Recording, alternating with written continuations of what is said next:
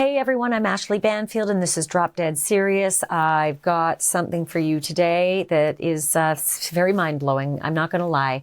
For 2.5+ years, we have been held under a gag order. We have been kept in the dark about everything that happened in the Idaho quadruple murder. And suddenly the body cam videos have been released. Law and Crime. The Law and Crime Network has gotten their hands on some extraordinary body cam of what it was like when the police first rolled up on the scene at 1122 King Road.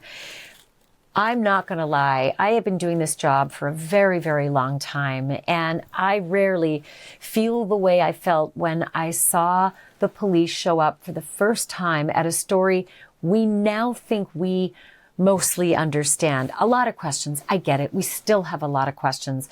But when you see the very first moments of a story like this unraveling, where no one knows anything, I mean, the surviving roommates still don't know what exactly has happened in that house, who's alive, who isn't. The police sure don't know what's happened as they roll up on the scene. You see all of these kids in various states of nighttime dress. They're wearing shorts and pajamas, and it's November 13th in Idaho. It's cold outside. It's remarkable to see the police giving them blankets. It's remarkable to hear these first interviews, the first things coming out of their mouths, hearing how distraught they are. And if there is anyone out there who's still a naysayer about Dylan Mortensen and Bethany Funk, you need to hear the voices on these girls. They are absolutely wrecked. They have grief without even knowing how bad the grief is going to become. They are traumatized and terrorized before they even know how bad it is in that house. It is so incredibly telling to see the early offings of this crime as seen from the responding police officers who are learning it right along with us. So the very first thing you're going to see is the police officer who's first on the scene, who rolls up, gets out of his cruiser, grabs his kit from the trunk, and walks up to these kids who are out in front of a house who are clearly traumatized. And there's where the investigation begins. But this first clip is the moment that police literally roll up on the scene, get out of the car, and approach the kids.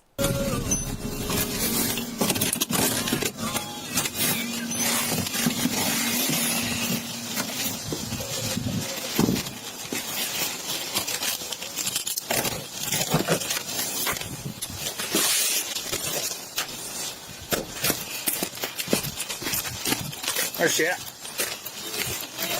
Yep. Where's she at? Where's she at? Yes. Where at? Up here? Up here. Okay. You got her call from them that someone, was normal. And I just came here checking in and using register. And I checked to see if she was real, if she's. And I didn't check her yet, but I'm pretty sure. 13.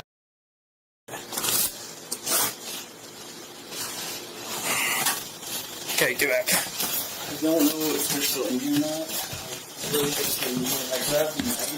They're like 1370.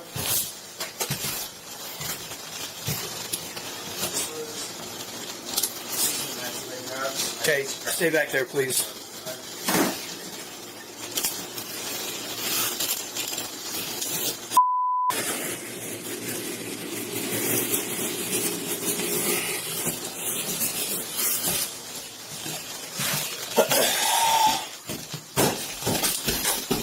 Slow down. Just come here. There's two. Looks like fatalities.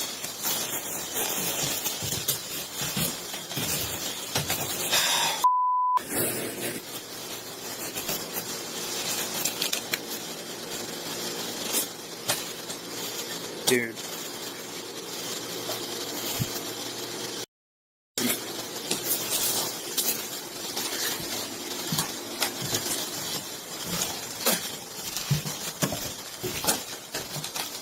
Of course, one of the things that police officers have to do, even before they know what's going on, is they have to preserve the crime scene best they can. First, clear the crime scene, make sure that the threat is over, but then preserve it. And so you're about to see the very first moments of the Moscow Police Department trying to preserve the crime scene by literally pulling the yellow crime tape from one end of the house around the front of it to the other, encountering kids and other officers along the way as they try to start what we know became one of the worst crime scenes in the history of Moscow, Idaho. All right.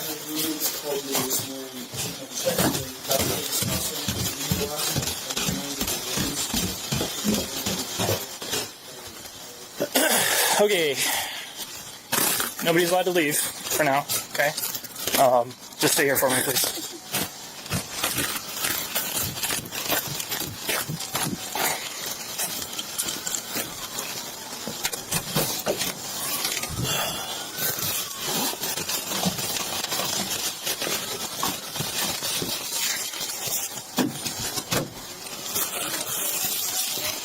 Do you know the... Okay. Here. Can you guys go over to the dumpster for me, please?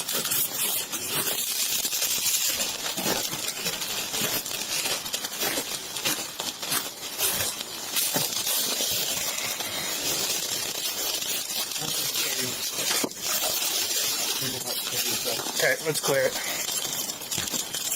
Thanks for...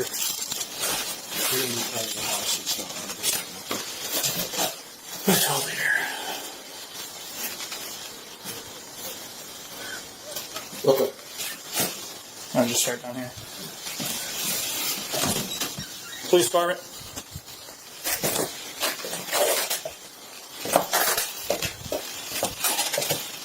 Police department.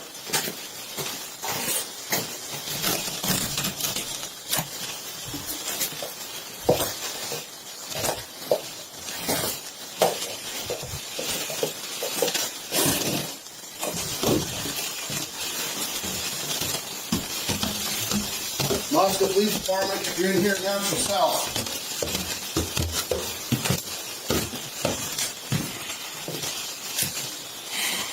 Moscow Police Department.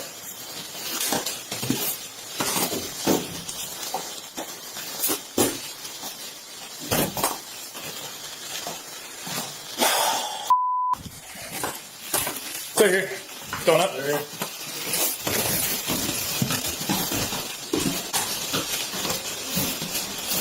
Police department. We're on third floor, going up.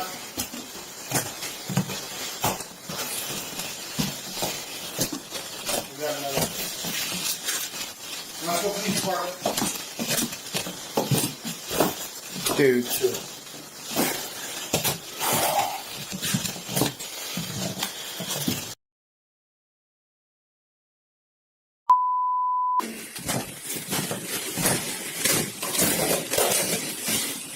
Moscow clear? We're clear. Yes.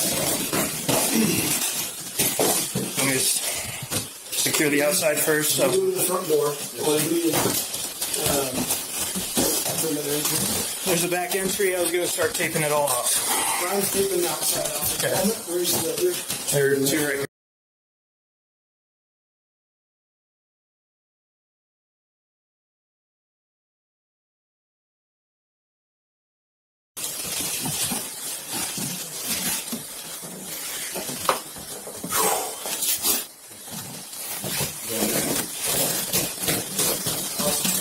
House is clear. I already got it. I got in there. Shut. Oh, man.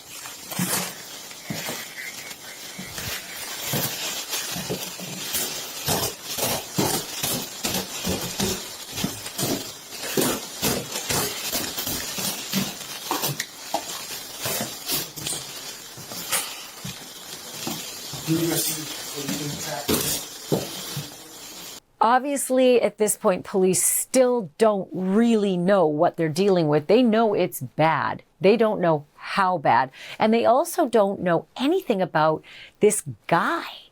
A mysterious man clad all in black wearing a mask at 4 o'clock in the morning. They don't know any of this yet. So you're about to see the clip where the police officer effectively tells his fellow officers, I got to start IDing people and figuring out who these kids are all out in front of the house. The kids are crying. The kids are distraught. There are young men. There are young women. And they're all wearing like pajamas and shorts and t-shirts. And it is November in Idaho, so it is cold outside. So you're about to hear the police officer going to start the interviews with the kids. Okay, I'm going to start IDing all of them.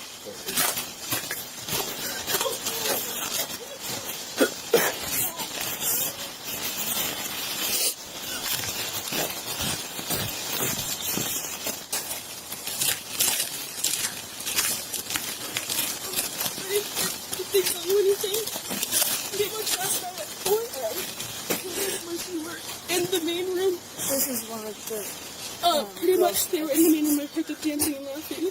Kaylee went upstairs and she screamed because someone was in the room and she ran downstairs. And I kept calling her name and she wouldn't answer. And then I saw the guy.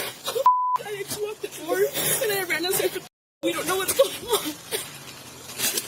Can you come here with me, please? As the officers start to figure out who's who out there on the street, clearly there are friends and clearly there are roommates. 2 roommates. And so the first in-depth interview was with Dylan Mortensen. And Dylan, of course, as we all know now, lived on the 2nd floor, and she was the one who saw Bryan Kohberger that night. So you're about to hear the officer beginning to extract this information from a clearly distraught Dylan. And here's what's so upsetting about watching this videotape. This is so early in the situation. She doesn't know where Maddie and Kaylee are. And she's asking the officer, are they up there? She's thinking they're alive and maybe they're talking up there, but she has no clue what's happened on the 3rd floor. Here's the interview. Okay. How much have you seen in there? No, I don't really know. I just saw it. I heard when I called because we were so scared. We're like, can you please come help us? And that's all I saw. I told us not to go in there. That man right there. That helped show you around. They did go in there. Yeah, and that's when he told us he needed to call the cops. Okay. Do you mind just waiting over there for me, please? Okay. Now I overheard you talking about last night. Yeah. Okay. You know, the more we know right now, the better. We can start this process. Yeah. Somebody will probably be revisiting this interview with you. Yeah. Very soon. Again. Okay. So just. You're probably going to have to retell the story quite a bit. That's fine. All right. What do you remember seeing? What started? I remember I was in my room, and I was trying to go to bed, and I heard Kaylee, who, ex-girlfriend, who also has a dog Murphy. Real fast. Which one is your room? Kaylee. Which one is your room? Oh. What room are you in? You were in that room? My room, not Xana's room. My room. And your room is this one right here? Next to the stairs. What's incredible is how much detail Dylan gave the officers right away, and consistent. Each time she told the story, it was consistent. Again, Dylan's on the 2nd floor, so she hears everything going up the staircase, to Maddie and Kaylee's room right outside her doorway, and she can hear everything going out the hallway towards Xana Kernodle's room as well. And so here she is telling the officer what she thinks she heard happening with her roommates, especially the fact that she thought it was Kaylee running up the stairs with her dog, Murphy, and then running down the stairs. At this point, we don't know if it was Kaylee coming down the stairs. It is unlikely that it was Kaylee coming down the stairs. Kaylee died in the bed with Maddie. It may have been Xana running down the stairs, but listen to Dylan's early report of what she thought she heard outside her room. All I heard was I heard her go upstairs and go, okay, I'm going to go to sleep now because she's going upstairs. And you heard who go upstairs? Kaylee and the dog Murphy. And upstairs to the very top? Yeah, that's where her room is.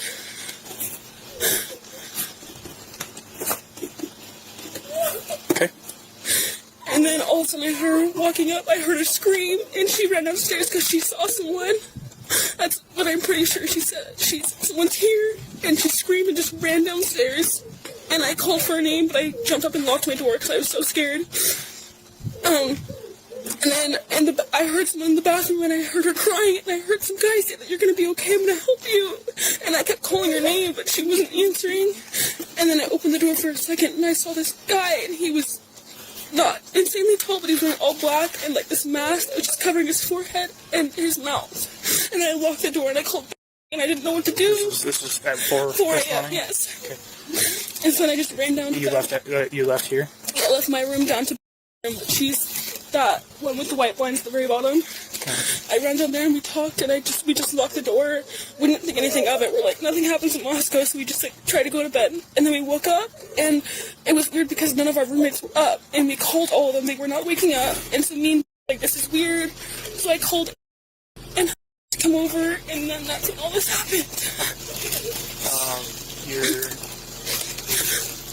Who all lives here with you? Me, that one right there. Okay.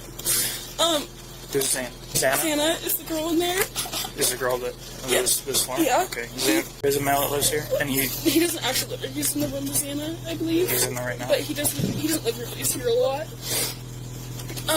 And then there's Maddie, Mogen, and Kaylee up top. I don't know where they're at though. Maddie Mogen. Maddie Mogen and Maddie Mogen. Yeah. And who? Kaylee Goncalves. She's the girl that I was talking about, Kaylee, who I just heard go upstairs and run back downstairs. Okay. And the guy that lives here, his name was what? He's usually here? Ethan. Chapin. Ethan. And you knew he was here this morning? No, I didn't know. I had no idea he was here. Okay. All right. Describe the guy that you saw. I don't think he was a little bit taller than me, and I couldn't really see much of him, but I'm almost positive he was wearing a full black outfit, and he had this mask that was just over his forehead and over his mouth, and he didn't say anything to me, like, at all. I just shut the door and locked it, because I didn't know what to do, and I think he went out, like, the side door, the sliding door in the kitchen, that goes out to the backyard. Okay. And then I didn't know anything else, so I called, and I was like, I just need to come downstairs and find you because I don't know where anyone else is. And I called Maddie, I called Xana, I called Kaylee, no one would answer. Okay. The officer was really, really good in his questions of Dylan. He even asked her for details like, were the lights on or off when you saw this masked man all dressed in black? And Dylan said she thought some lights might have actually been on. That's fascinating. But she was quite clear in her description. He was around my height. I'm 5'10". He was a medium build, maybe on the thinner side, but like a basketball fit kind of build. And this is fascinating. She says Kohberger looked right at her, but did not come for her, and she couldn't understand why. Have a listen. All right, and then the two additional roommates that aren't here right now, They're not. that aren't here with you. Yeah. What are their names? Okay. You're doing great. Thanks. Okay. I'm asking a lot of you, so sorry, I appreciate you. I'll say anything. You're doing very well. Do you know if the other two girls are upstairs or not? Right now, what we got to do is we got to process this whole thing. That makes sense. I don't know what I'd be permitted to tell you That's fine. right That's now. Okay. fine. I understand. Okay, let's go back. I just want to make sure we're getting everything. So you're sure at about 4 this morning? Yes, it was 4:10. You first noticed a guy. Well, I first noticed Kaylee go upstairs and scream and run downstairs. So 4 this morning, went upstairs Yeah. to the way top. Yes, to her room with Murphy the dog. Okay. And then And you heard Kaylee scream. I heard her scream and run as fast as she could downstairs, and she said someone's here. She ran downstairs. Yes, I can hear. You can hear everything. I'm not sure I heard her run downstairs really fast. And then I heard Murphy barking a lot. Okay. And then I heard her going to I think it was the bathroom, and I remember her sobbing, and I just remember hearing this guy's voice that I didn't recognize saying, "You're gonna be okay, I'm gonna help you," but it wasn't like, I don't know how to explain it. Like, it wasn't in like a nice way, it was like a weird way, like a weird tone. You're gonna be okay. I'm gonna help you. Yeah. And you didn't hear anything from Kaylee anymore? No, after that I didn't hear anything. So then I kept calling her name. I called on my phone, I called Xana, Maddie, and Kaylee. None of them answered. So then I opened up the door to look, and that's when I saw the guy pass by. He looked at me, but he didn't come towards me or say anything, which was really confusing to me. I don't understand that. And I'm pretty sure he went out the side door. And then I called and said she thought maybe there was a fire or like a firework. We didn't know. She heard this loud noise and there was a light, I guess. Did you hear like a pop, like a bang? I don't know. Did you hear a bang? It's what she heard. Okay. It's what she heard. Okay, never mind. You sit there. I didn't hear that. Okay. I don't think I ever heard a bang. I didn't think anything about fire or firework. Or a gunshot. I told her. I don't think I heard anything of that, but I also was kind of in and out of it because I was so scared and I was really tired. And that's when I called and I told her, I need to come to your room because she was the only one that was answering me, so I just ran down there. And for a second I stopped and I saw Xana passed out and I thought maybe she was just like sleeping or something. I didn't think anything because I was so out of it. And I went into the room and we just fell asleep. And then we woke up this morning and no one was waking up at all. Like no one was answering, which was really weird because all of us wake up around like 9 or 10. And then I called to come check. And he came here first. And I told him what happened. And then he looked in the room and he said he needed to get out and call the cops.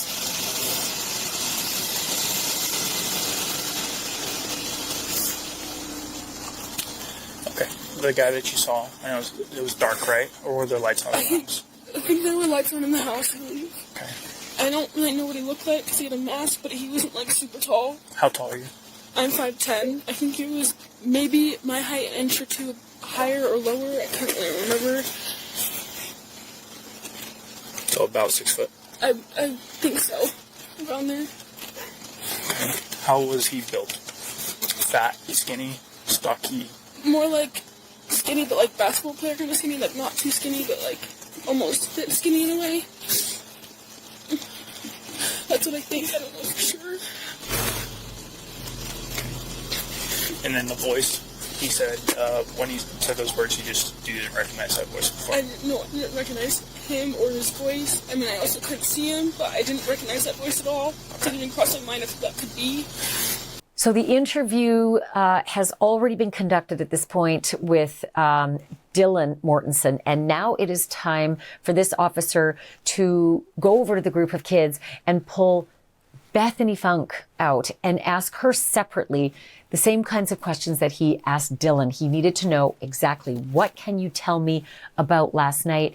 And this is the first time we're really hearing Bethany's voice describing her recollections, because don't forget, her room is in the basement, and other roommates who have lived in that house before these kids did, said that when they lived in the basement, they could hear nothing in the rest of the house because of the way it's built on sort of a ladder formation against a hill. So Bethany lives, again, in the basement, but this is the interview that she does with the police officer, and these are her recollections from the night before. I'll tell you the same thing I told her, is you guys are probably going to be talking to a lot of people, retelling the same story. So, Am I still allowed to go home soon? we can't hold you forever. Okay.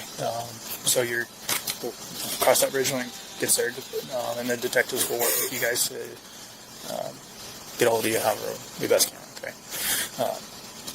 So you were here last night.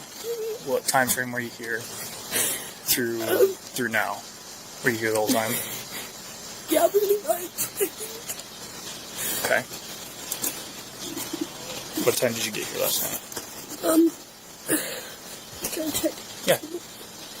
And while you do that, I'll turn off my lights here. I'll be right back. Okay, so you guys watching Vampire Diaries out in this the second level? Okay, and then for how long? I don't know. And then Maddie and Kaylee came home from the club. And then we all hung out in Kaylee's room for a little while. So Maddie and Kaylee were at the club? Yeah. You know how long they were there? Probably till closing at least? I don't know. They went to drug truck afterwards.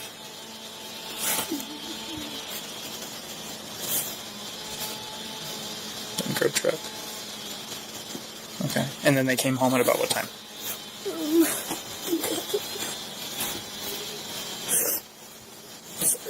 It's okay. You're doing great.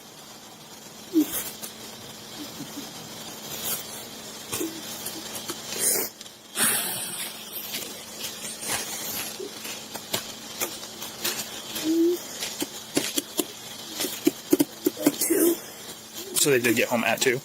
Yes. How do you know that? I just have a picture of Kaylee's with Murphy.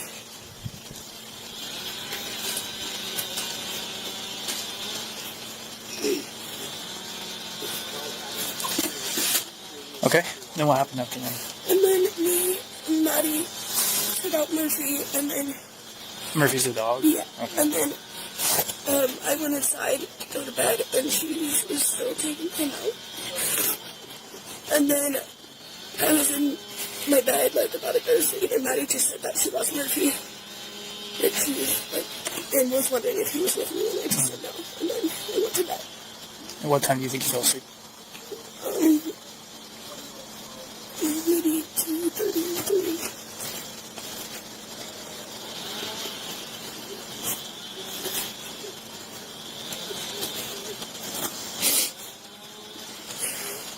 Okay. What time did you wake up at all between 2?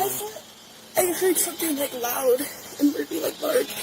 And usually, like, she barks at things. And then I thought I saw, like, a firecracker, so I thought someone maybe was just drunk and, like, put a firecracker in the house.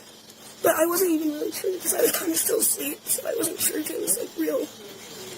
When the officer is wrapping up the interview with Bethany Funk, he then goes over to a police car and opens the door, and there's a young man sitting in the back seat, clearly one of the kids who was there. This is fascinating because all the other kids are left out on the pavement and they've been offered blankets. But this young man is sitting in the back of the cruiser and is clearly confused and wants to know from the officer, I just want to know what's happened here. But you will also hear in the back and forth between the officer and the young man in the back of the cruiser, it's redacted when they say, what's your relationship to this scene? So have a look.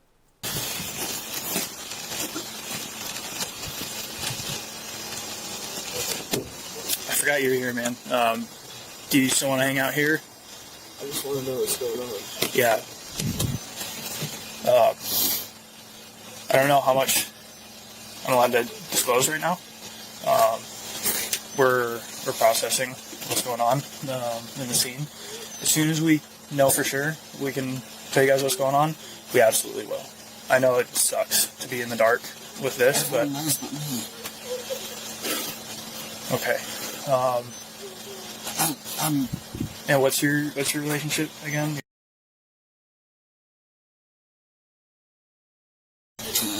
Okay. Yeah, man. As soon as I know we're able to fill you in on what's going on, we'll let you know. Okay. Like I said, you're welcome to get out at any point. If you want to hang out here, you can because it's warm. If not, you want to hang out with them, you can hang out outside too. Okay. Tell you what, I'll just crack the door. I'll try to not lock it on you. So once the officer has had a chance to canvass the students who, you know, were on the scene that morning, the young man in the back of the car, maybe not, I don't know, perhaps Hunter Chapin, Ethan's brother, he then goes and regroups with the other officers. And this is a palpable moment because you've got to put yourself in the shoes of this officer. He's been asked multiple times by kids, what's the status of the girls? What's the status of the kids inside? And he clearly does not know what or how to tell these kids. And so he confers with his fellow officers. Have a look. Does anybody else live here?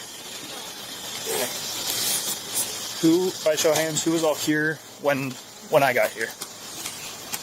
Sorry to talk to you too. Okay. All right. One second. So, Maddie and Kaylee were at the club last night. They got grub truck after. Don't know if they ran into anybody that maybe had issues there. They just had a formal the other day without a hitch. There's no issues at formal. So there's nobody that they should be having bad blood. So obviously follow-up needing to be done at the club and the drug check at the very least. I did a very preliminary interview with the 2 people that live here and that were here last night. Everybody else I'm about to identify was not here last night, but was here in the parking area when I rolled up, so I'll just get the information. Perfect. And then They keep asking what's the status of all 4 people. I don't tell them we're figuring it out. If they ask, dude. Okay. A little later on, a vehicle pulls up to the scene and a young woman gets out, and the officer speaks with the young woman, but again, the officer can't really divulge what horrors actually exist in that house. But he does suggest to the young woman to go over and join the other kids. And at one point, you can hear as she goes over to join the kids, she just breaks into tears. I cannot be certain, again, because of redactions, if this might be Ethan Chapin's sister, the 3rd of the set of triplets, because it does line up with the timeline of her having received a text and coming to 1122 King Road. But here's how it played out.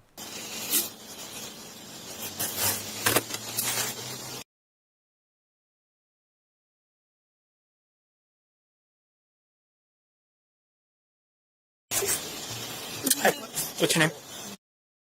What? Okay.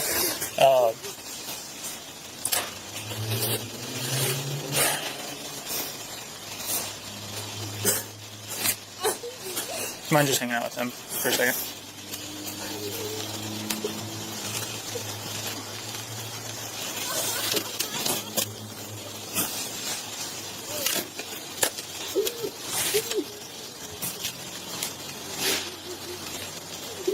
At this point in, what could arguably be called just innocent chaos, the officer who first rolled up on the scene, who's canvassed the kids, who's spoken with the surviving roommates, potentially even spoken with Ethan Chapin's triplet sister and triplet brother, then confers with other officers again. And it becomes crystal clear that these officers now realize we have got to get into investigation mode at this point. We need to figure out murder weapons, evidence, these kinds of things. And so it's interesting to watch as they've gone from just sort of assessing what happened in Sleepy Moscow, Idaho, who are these kids, to holy shit, do we have a job ahead of us. Yep, sounds good. And then I gotta grab my phone. You're looking for any shell casings, knives, or just any indicia weapons used. Weapons, signs of force, or tools to break into building, electronic devices, etc., etc. Okay, I'll Main thing is start getting the rough. Just get the body of it. Okay. Let's take this time. We was dispatched here. Okay. Prosecutor, when you get hold of the on-call prosecutor, tell them what we got, and let them know that you're working on a search warrant and the nature of it, and then we'll go from there. If you watch the entire video start to finish like I did, it is very frustrating because of the long redactions. Understandably, they should be redacting the bloody crime scene. There should be some dignity in death for these 4 kids. So I get it. They're blocking out all views of the rooms. They're also protecting the privacy of the surviving roommates. You can't just go barging into their personal bedrooms, so they've blocked those off as well. Very understandable. Names? Yeah. These kids have been through hell, so they are redacting a lot of names. You will notice that the names Kaylee and Maddie and Ethan and Xana aren't redacted because they have died and they are the subject of this investigation, this trial, and obviously this plea bargain and this life no parole sentence for Bryan Kohberger. But it really does speak to the sensitivities that the Moscow police and other authorities are trying to adopt in how to share information with the public and be transparent about everything that led up to Bryan Kohberger being locked away, but also respecting just the personal space of these surviving victims, because honest to God, these kids are victims, all of them, mostly Dylan and Bethany, but these family members and these surviving roommates and all of their friends and loved ones, they deserve the peace of mind that they can preserve a little of the dignity of the situation. And so that's why you're seeing all of these redactions. And this is also something we told you earlier this summer. We told you that things were going to come out in dribs and drabs, that the massive collection of terabytes of information that the Idaho quadruple murder was, piece by piece, they're going through everything. All of those files that were kept under seal, under the gag order, and all of the evidence, and they are trying to be as sensitive as possible. And now they're facing litigation over it as well. So my great thanks to the Law and Crime Network for sharing that material with us. They did just extraordinary work in getting their hands on these body cams, because it really does take us to the scene. And I know so many of you feel so vested in what has happened. We all want to support, at least I know many of you want to support these victims and their family members and their loved ones. And just being there, even if it's through a body cam, maybe makes you feel a little closer. I hope that it doesn't upset the family members that these body cams are out now. But certainly when you're dealing with a quadruple murder, transparency is critical in American jurisprudence. Thank you so much for being here. Thank you for your support in this podcast. Thank you for being a part of this community. I could not do this without you. My name's Ashleigh Banfield, and if there's one thing I hope you remember from today, it's that the truth isn't just serious, it's drop dead serious.